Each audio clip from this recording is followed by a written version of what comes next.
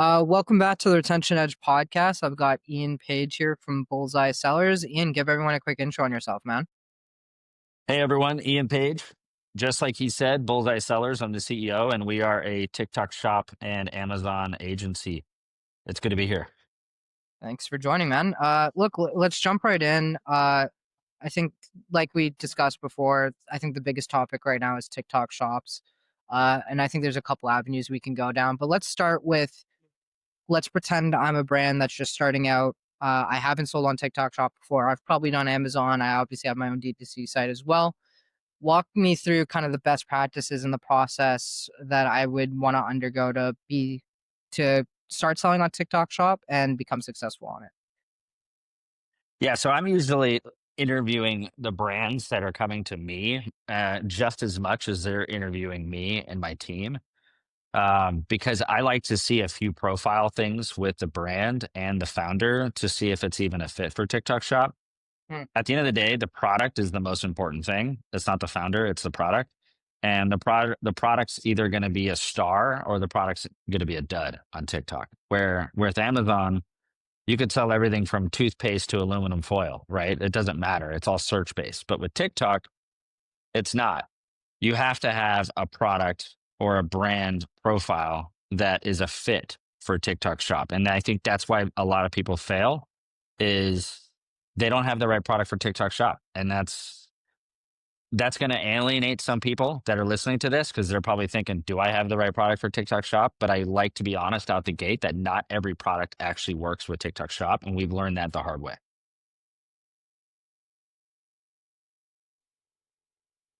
Eric, I think you're on mute. Oops. What are the characteristics of a product that would do well on TikTok shop and something that wouldn't? Yeah, so it has to be good on video, right? You have to be able to see it before and after. That's the key. And that's why I use aluminum foil as my go-to there because, that's such a basic product that's not necessarily going to create a problem solution environment in a video. But products that do well are really, really good on video. I'll give you some actual examples. And these are three different products that have nothing to do with each other. They're very, very, they're very different and isolated categories. One of them is a light up bath toy. So one of our clients, we started a year ago at $0.0, and they are now the trending viral light up bath toy that everyone sees on TikTok shop today. That wasn't always the case. We had to start from nothing on TikTok. And the reason that product's doing so well and selling so many units, I think right now we're at about 150 to $200,000 a week just on this one product, is because it is a star. When you put that product on camera, it lights up. You turn off the lights, and it really makes an amazing experience visually, especially for a mom that's at home on the couch, has her 2-year-old playing, watching TV, and she's looking at this video going, this will be fun for bath time. Hmm. You know what I'm saying? Yeah. So the product is it's an easy sell, and it really I like to say the product is the star, not the affiliate or the creator making the video. What about the products that are kind of, I guess, on the edge where it, I'm sure you run into it a lot where you're like, I'm not sure if it's going to be successful or not. It's true. What are the, like for fashion as an example, right? If I'm selling jeans or whatever it is, I'm sure it's possible to do well on TikTok shop, but it's not some jeans at a base level aren't something that's like so visually stunning or something like that, like a Sure. light up bath toy, right? So where is that line between something that can do well or something that can do decently on TikTok shop versus something that just will never work on TikTok shop? I have to admit there is a lot of trial and error, and we take on clients, I would say pretty regularly, probably 2 or 3 clients a month where we think there's potential based on comps because we can look at research. We can be like, all right, your jeans are similar to these jeans and these seem to be doing well. Mhm. So if I see comps, I'll make a go for it. But what you're going to see in the fashion area, which is different than the light up toy, is you're really going to have the right affiliate more on that one. You're really going to have the right avatar wearing the jeans and the right demographic wearing the jeans. That's the key. If your jeans are for moms, 50 to 70, you really need affiliates that are 50 to 70, and you need them to fit that profile exactly. If your jeans are for Gen Zs looking for a younger demographic, the videos have to be all by Gen Zs and they have to have that look. So you're a little bit more caring about the model and the affiliate in that case because they're going to be walking around showing the jeans. So there are situations like that where the affiliate matters, Hmm. where the bath toy situation, the affiliate does not matter. I mean, you can just look at their hands and watch the bath toys playing around in a bathtub. You don't really care who's actually demonstrating it. Yeah. So fashion is a lot more affiliate based. We don't really play a lot in the fashion space. That's not my area of expertise. We do mainly CPG products, like topical skincare, home and household, Hmm. like the bath toy example. I have another example. Um, we have a, we also have a viral product right now that is a cream that removes hair. Okay. It's been around a long time. It's called Nair Cream. Yep. Very. Um, but this brand has done a really good job at focusing in the men's category. So all the videos are related to getting rid of hair downstairs. That's that's it. It's like And the everyone, manscaped kind of similar. it's the manscaped vibe. Yeah. Absolutely. So when we started with this brand, we knew we had to be funny. We knew that the product alone wasn't enough, and we had to be a little taboo about the subject and play into and lean into the tabooness of that subject. So the affiliates ran with it. I mean, they love it. They love the idea that they can be funny because humor definitely gets clicks. Yeah. So this brand started about 100 days ago and they just passed the quarter million a month mark. They are very profitable. And I would say that their success is the fact that the product story is funny and compelling, but it also solves a major issue. A lot of men don't really want to put anything sharp down there and cut anything. It's Mhm. very hard, right? So this product solves that. So we lean into that, but we also spice it up with the natural humor of the product, and it's killing it. And you guys handle all the creative work, managing the different influencers or affiliates and that whole process for the client? Yeah, we actually have to build an affiliate army for every single brand that we take on because, yeah, you can kind of borrow affiliates. Like if I have two different brands that are in the toy space, I might borrow some of the affiliates. But for the most part, 90 to 95% of the affiliates that we use for a brand are homegrown. Hmm. So we have to go on the market, the TikTok affiliate market. We use a bot service and we basically figure out what the avatar is. Who is it? Like we go, okay, Eric, this is the perfect person. He fits the avatar for the product. And we're going to look for as many Erics as we can possibly find to rep that product. And we don't really care, Eric, if you're a big influencer or a small influencer, because we want to build with you. We want you to grow with us. Mhm. I would like nothing more for our product to be your first hit as an affiliate so you can build on that. And what's the strategy for understanding who's gonna be a good affiliate versus who's gonna be a bad affiliate? Like, or is it really just a numbers game to the extent which, okay, if I have like 20, it's not the biggest worry. I don't have to worry too much. Okay, if one, two, or three of them end up not being the greatest. More like 10, 20, 30, 100, 200, 300. You're going to have a lot of affiliates that are not good. Okay. You can make safe bets. TikTok recently released something called a performance score, an affiliate score. And with that, it's a number system where it actually aggregates your post rate, which is how many samples are you receiving that you're doing a video on each month. Um, how many views are you getting for each product, for each video that you post? And what is your GMV? Hmm. So it actually gives us a scoring system and we can filter by that scoring system. So obviously at the top, we know these guys post a lot, these guys get pretty decent views, and we really don't care about follower count. Doesn't matter. That's Instagram. TikTok, we don't care, right? Yeah. So we're able to make safe bets, but even with safe bets, you're going to get a lot of bad videos, and that's just part of doing business. So you have to strategize with the client. If the product is very expensive to sample, you have to be a lot more meticulous and make the most safe bets possible.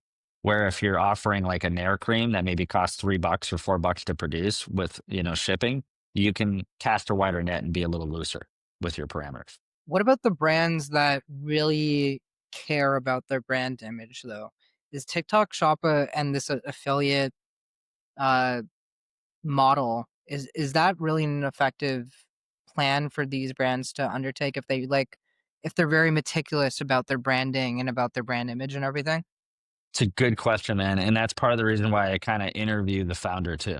You know, I gotta make sure the founder has a few personality traits, or I kind of prepare the person into having those personality traits, and I go, "Look, you're gonna need to be okay with some videos not representing your brand well, and just understand that those videos are not gonna shake the internet. No one's gonna see them. They're gonna be 120 views on some person's page, Mhm. and it's not gonna actually do any harm to your brand, even though they perceive that it will."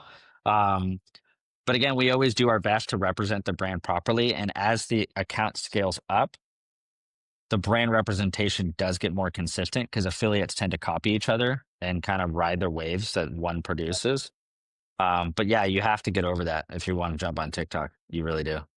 And so if I'm starting from scratch, how much should I be budgeting towards the affiliate program and marketing and obviously you hiring you guys for the work that you're gonna do? And alongside that, like what's the time and investment kind of required to get this going? 6 months. 6 months. You know, the example I just gave you of the Nair cream is a rarity.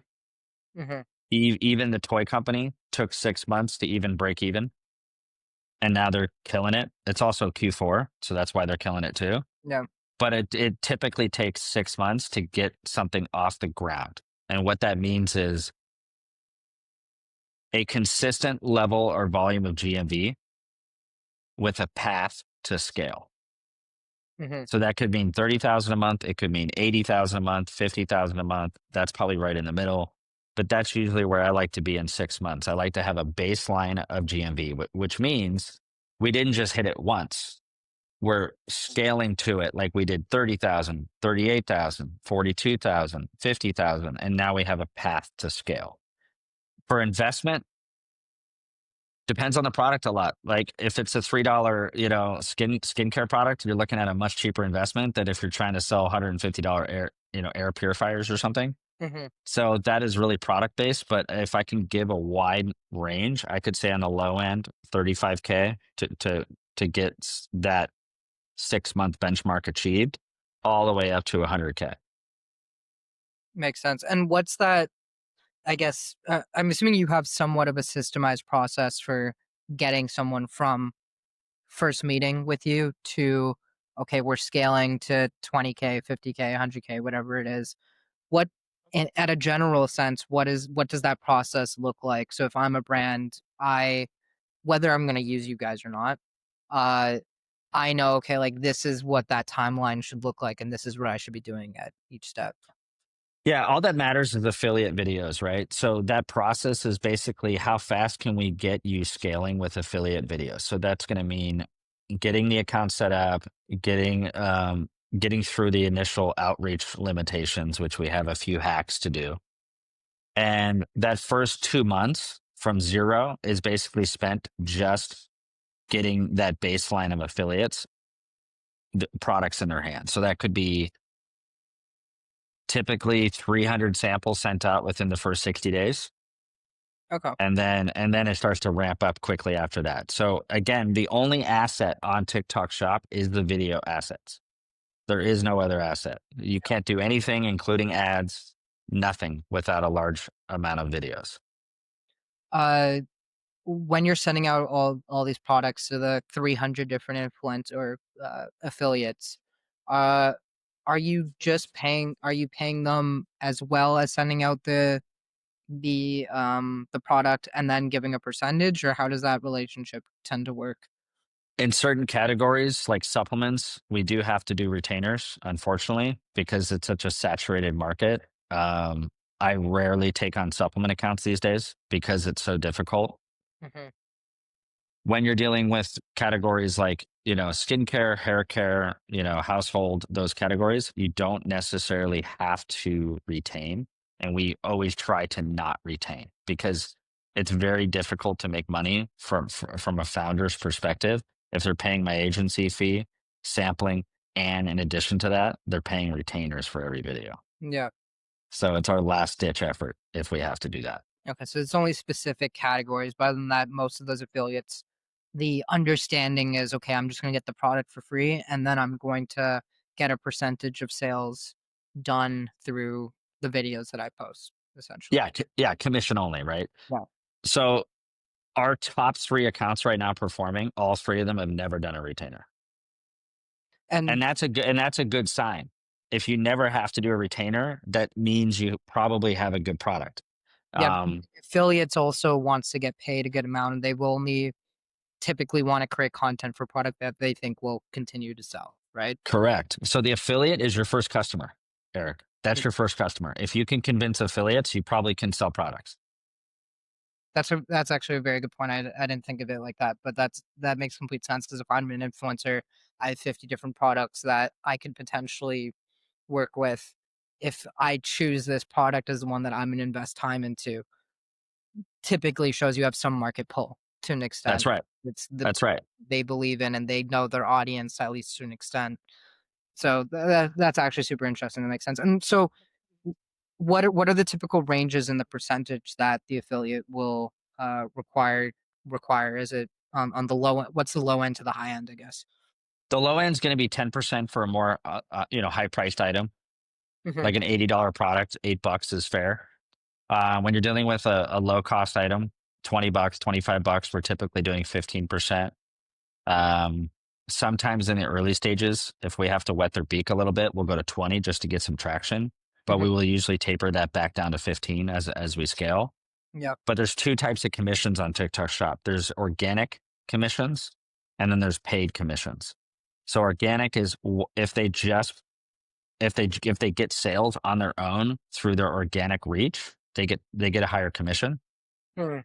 And if we run ads on it, any sale that is produced from our ad spend is a lower commission. And you can set that in advance. And that's typically a big spread, like 5, 15, 10, 20, something like that.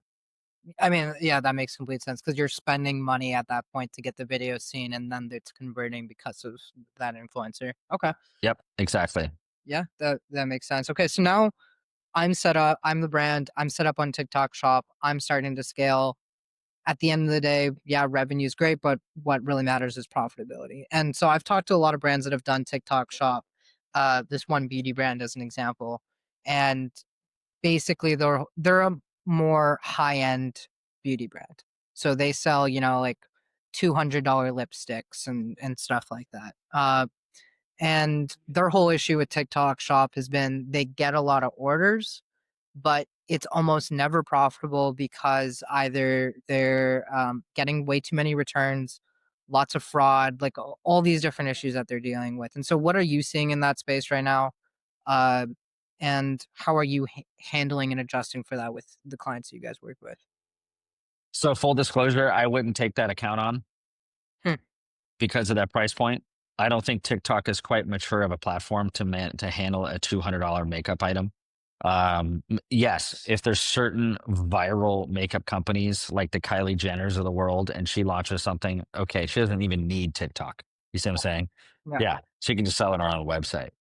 Um, but that's really that's a tough product to fit into the TikTok ecosystem right now. You got to remember when Amazon started. No Yeah. one was buying $200 products on Amazon 15 years ago. Hmm. Okay. Amazon has matured over time and gained trust. And that trust has allowed them to offer more expensive products. You can buy a MacBook Pro on Amazon now for 3 grand and you won't even bat an eye. So TikTok's going through that same trust adjustment. And they used to be selling like $10 Timu items. Now they're kind of like hovering around the $30 to $40 range. And they will eventually get to that $200 range, but they're not there yet. So that's a good point. There's a specific price range where it makes sense to invest in TikTok shops and where it doesn't. And That's right. that range would be, on the lowest end a couple dollars, whatever, like you said, like a $10, $5 item, whatever it is. What's that higher end? And obviously it might depend somewhat on the category, but yeah. It does. Obviously, electronics are different, Hmm. but it's still cheaper. I would say for the categories I play in, um, I struggle with products over $50. Hmm. And I want to make this caveat: household names are a different story. Yeah. Okay. So if you're selling a product like Bose speakers, okay, we're not even talking about the same thing right now. But if you're launching your own speaker electronic company, your own Bluetooth company, and no one knows who you are, and you're trying to sell a product at the same price as Bose on TikTok Shop, good luck. That's just not even going to fly. So you do have to be a discounted version of Bose in order to get traction on that platform to get people to trust your product. But yeah, typically most of our brands right now, we manage about 70 brands on TikTok. I would say our average price is 25 to $28 for the products. 25 to $28. Okay. So definitely on that lower impulse purchases. Impulse purchases. Yeah. Exactly. And I tell people this all the time. Who's on TikTok? Someone sitting on their couch, just basically watching conspiracy theory videos and cute dogs. And Mhm. all of a sudden your video pops up. Yeah. That's it. Do you expect that person to make a purchase that's a big decision and a scary decision, like spending $82 on a brand they don't recognize? Probably not. Mhm. But if you have a product that's like, let's say $24 and disrupts their day and they're willing to watch that full 30, 40, 60-second video, and that product solves an immediate need that they have, like dirty floors, cleaning up their dog, skincare issues, eczema, psoriasis, Mhm. the frizzy hair. They can't ever figure out their frizzy hair, and your product handles it. That's the kind of product that that person's going to get off the couch and go, screw it, I'll give it a try because it's only $25 and it looks like it solves my problem. What about the second part of that, which is uh, the brand I was referring to, where and I'm sure other brands deal with this too. A lot of fraud or a lot of way more a higher return rate, all these different things. Do you see a difference between the clients that you're working with that are selling on Amazon versus TikTok, uh, or I guess material differences in those results? No, our return rates are consistent with Amazon. They're usually 1.5 to 2.5%. So it's mostly probably just on the product side, it's just too expensive or whatever it is, and it doesn't make sense to you're gonna have these higher fraud rates with these more expensive items, basically. Exactly. And it's also category specific. If you're selling jeans, your return rate is going to be horrible. Okay. But if you're selling an $18, dog harness, Mhm. as long as it fits the dog, you're probably going to get a very low, return rate. It's going to be consistent with Amazon at that point. Yeah, and And actually, maybe even a little better because Amazon's return systems are pretty easy to freaking, take advantage of. well, that was actually my next point, which is like on Amazon, it's so easy to return things, whereas it might be just that slight added friction makes me go, okay, I don't need to return the $18 dog collar, whatever. It's not worth. Yeah, Whereas with Amazon, it's so easy to do nowadays, and so there's probably that difference. That precisely. results. What are the core differences between the brands that are able to do well on TikTok Shop versus scale to the extent at which like you're talking about with some of these other brands and other outside of the viral products, right? Like I'm sure there's plenty of brands out there that are scaling on TikTok Shop well, whether it's slow or fast doesn't matter, but they're scaling on TikTok Shop to hundreds of thousands of dollars a month in revenue without having an extremely viral product, right? It's just a strong affiliate strategy or whatever it is. What are those characteristics that they need to look out for if they plan on trying to achieve that? Patience and money. Okay. That's why I interview the brand just as much as the product. If I like the product and I go, this is a potential fit, I see that it's got the right price point. It's an easy problem solution. It doesn't handle 15 different conditions. We can focus on one thing that it handles. It's visually appealing, whatever. Okay. Now I'm going to interview you, the brand owner. Okay. So I'm going to ask you, what do you want to get out of TikTok Shop? And if the brand owner is like profitability, I go, wrong answer. Hmm. Okay. And I tell them that wrong answer. The right answer is you want to build a brand long term. Okay. And you want to create enthusiasm for your brand with basically top of funnel marketing. And if you happen to make some money in there, hell yeah. That's the kind of answer I want. And when I have guys like that, and those are usually guys with deeper pockets, let's be honest, They're thinking 2 years, 5 years, 8 years down the line. They're thinking, I want to get into retail. I want to impress Target. I want to impress Walmart. I want to impress Whole Foods. What's the way to do that? Become viral on TikTok. They're thinking, I want to be number one in my category on Amazon. What's that going to take? Viral on TikTok. So they're thinking long term, spillover, that type of effect. Um, and then patience, just having the patience that the first video is probably not going to hit. And sometimes it takes the 600th video to go viral, but you have to be patient to get to that number 600. And it isn't always like that. It's only like that in the first cold start. From 0 to 50 Gs is so hard. From 50 Gs to 250 Gs is 10 times easier. So it's that initial period you have to be patient. And then here's why. Because at that 50 Gs, now we have enough videos that are producing GMV to catch the attention of higher quality affiliates who are now going to see the product on their feed and they're going to want to rep it too. Wow. And what happens to that? Once they rep it, other people want to rep it. So Wow. it just becomes instead of a cattle call, it becomes like an audition.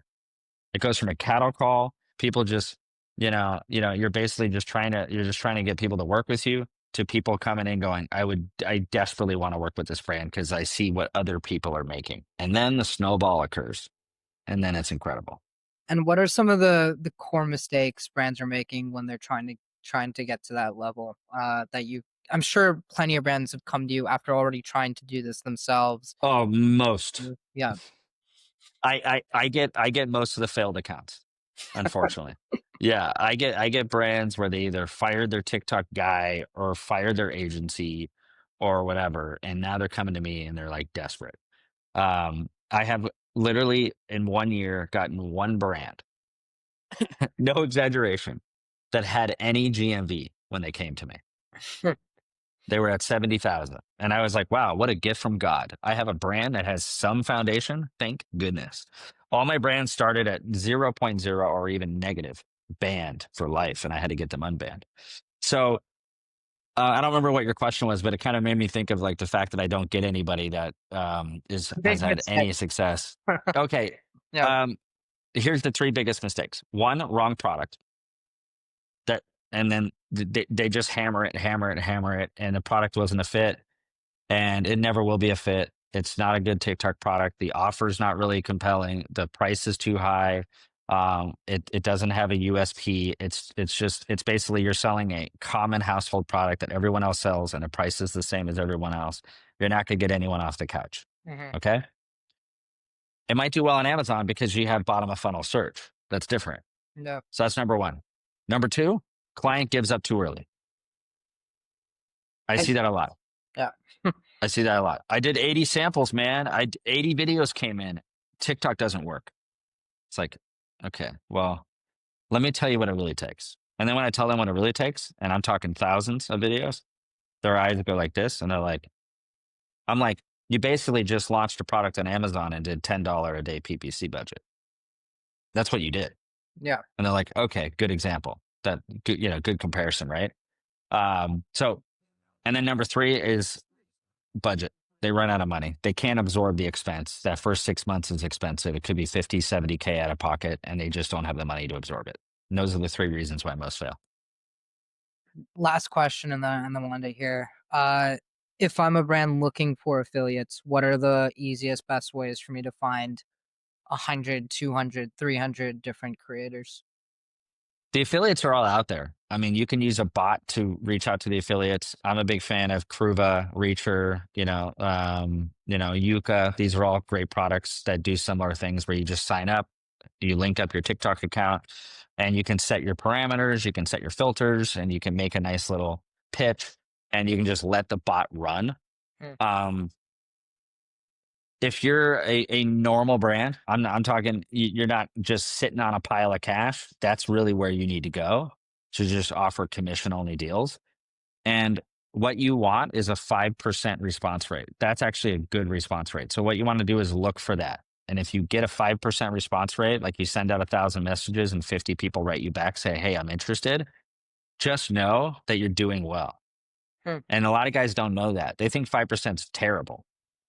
But realize that It's realize that right? Yeah. It's a numbers game, right, dude? It's a numbers game. You have a You know, 5% conversion rate on your website, you're super happy. If you have a oh 5 yeah, you're killing conversion it. rate You're on killing cold it. email, you're doing amazing, right? So Yeah. it makes complete sense if you were cold outreaching to a bunch of influencers and creators, you're gonna get a lower response. Exactly. Exactly. Like, what's your response rate on your emails? Give me a break. Like, you send out 5,000 emails promoting something. Are you getting more than 5%? If you get 5% people to respond to your email, you're stoked. Right. Yeah, It's the same thing. you're a star. So typically 3 to 5% is good. Over 5% is outstanding. If you're over 5%, you probably have a winner on your hands. Like, you really, it's actually a good sign. And when we see that in month two, like right now, we have this company that we took on that sells these amazing pillows. Higher price point, but in the pillow category, it's not, right? Mhm. Comparatively, it's in a good price point.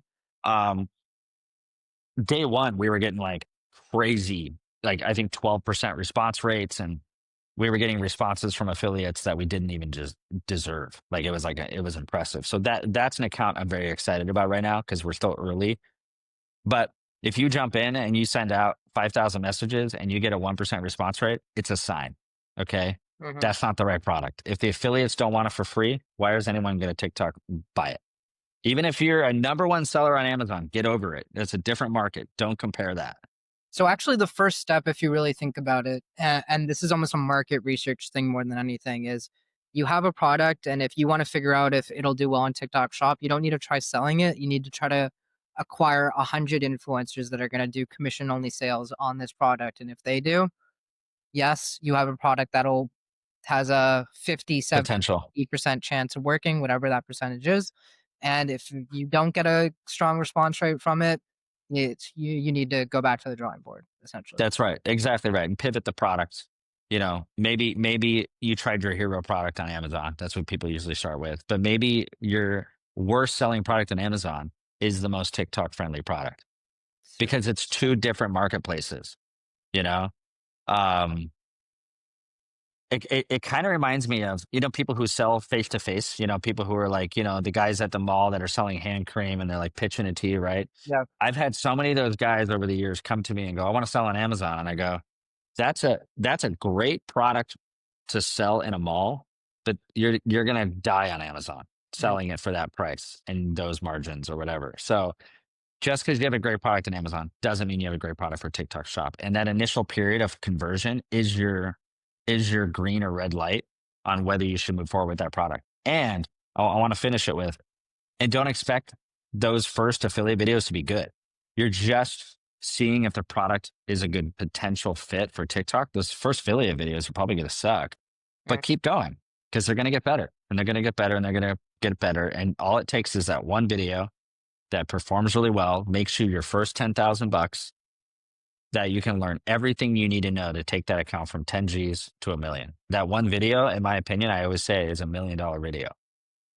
One last question. I know I said last question, but I just really want to know. So you have these affiliates now.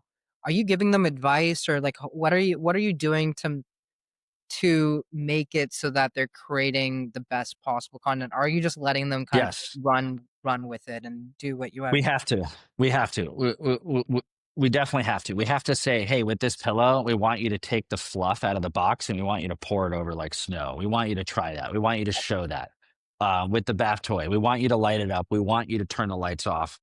And we didn't start with all those great ideas, right? You We started learn with over time what that's right. We learned over time. idea from a video, and you're like, "Oh, that actually is kinda cool. Let's double down on that and do more." Exactly. So the affiliates teach us usually 80% of what it ends up being. But that first 20% is our idea of what we think they should be doing. Um, Example, if it's a food product, please eat it. Okay. The amount of people who do videos that are like, this is delicious, it's great, and they never open it and put it in their mouth and show it, it's astonishing. So that we're like, I want you to open the container, eat it, show it, demo it. It's a food, Mhm. that kind of thing. If you're going to do a product, if you're going to do a video on a product, you need to use the product in the video. So those are some basics that we always communicate. Awesome. Ian, thank you so much for doing this, man. This has been great. Really appreciate it. Thanks for having me.